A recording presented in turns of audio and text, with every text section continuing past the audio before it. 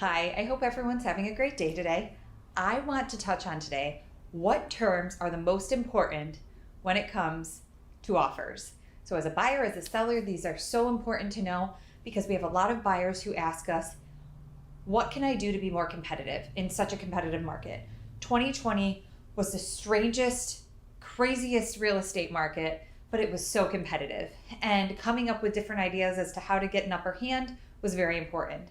The first one is obviously the first term that our sellers look for.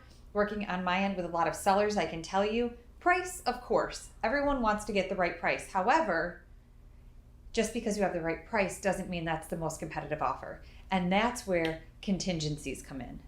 What are contingencies? Contingencies, I always, Mike, one of our agents, likes to explain them as if this is the starting line to the offer and this is the end. They're all the contingencies are all the hurdles in between that you have to jump over to get from one to the other.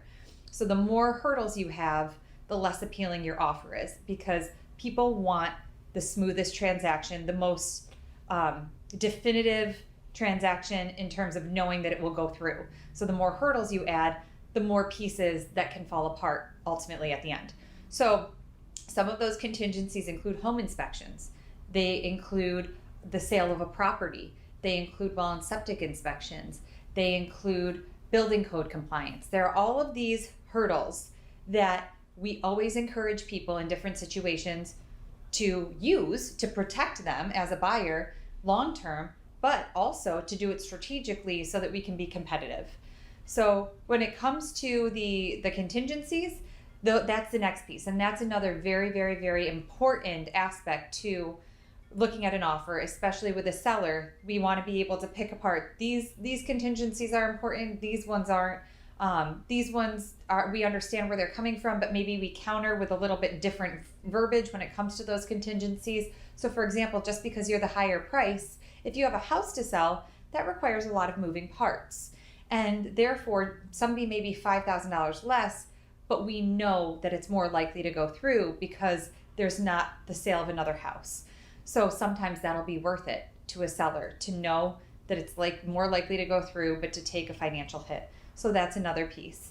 The other two components when it comes to terms that matter in an offer are, of course, closing date. If somebody needs to be out of their house by a certain time and into another house, and your closing dates don't line up, that's a very important term to hammer out. The next piece, financing. If you are getting an FHA 3% down loan, and you need a lot of built-in concessions, and concessions are basically where you finance in, seller pays closing costs, you finance in some of your closing costs, that just brings a whole nother element of now the house has to appraise for that amount. Whereas if you have a conventional 20% down buyer, you know that they're strong, you know they have the money, the house just has to appraise at what the purchase price is, and therefore it's a lot, again, less moving parts. Finally, the last term that we really focus on is the deposit. What is the deposit? It shows the seller that you have skin in the game. You get credited that money at closing, but it shows the seller that if you renege for any reason outside of the contract, you will forfeit that money for time off market, for the time that they could have gotten another offer that they didn't. So it shows that, one, you're a strong buyer, but two, when it comes to the details of the financing, such as the appraisal, we now only have to deal with it coming in at one value versus another because how much you put down really impacts that.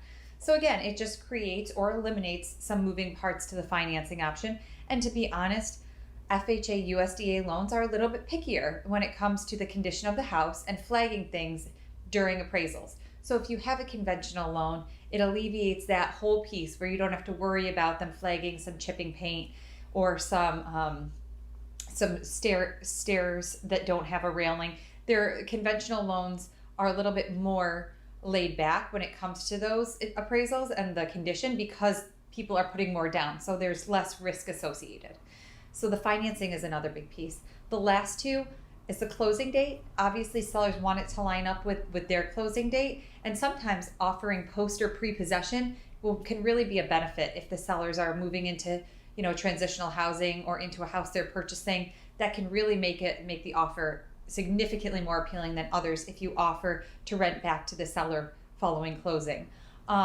Or if you offer to move in prior to closing, if the house is vacant and you're willing to give them a little bit more to rent it 5 days before closing.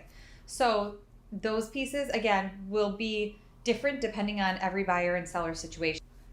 I know that was a lot to briefly give an overview of, but all of those pieces together are really what drive a competitive offer. And ultimately, your agent is going to be able to navigate you through, okay, I found out the seller needs this, the seller wants this instead, or pre-possession would be very helpful. They don't want a lot of contingencies. Every seller and every buyer is going to be so different that really, as long as you have a solid agent on your side to navigate the different scenarios, they will be able to guide you best as to what terms are going to be the most important for both sides. I hope that helps. Let me know if you have any questions ever. If there's anything real estate related we can help with, please do not hesitate to reach out, and we'll talk to you soon.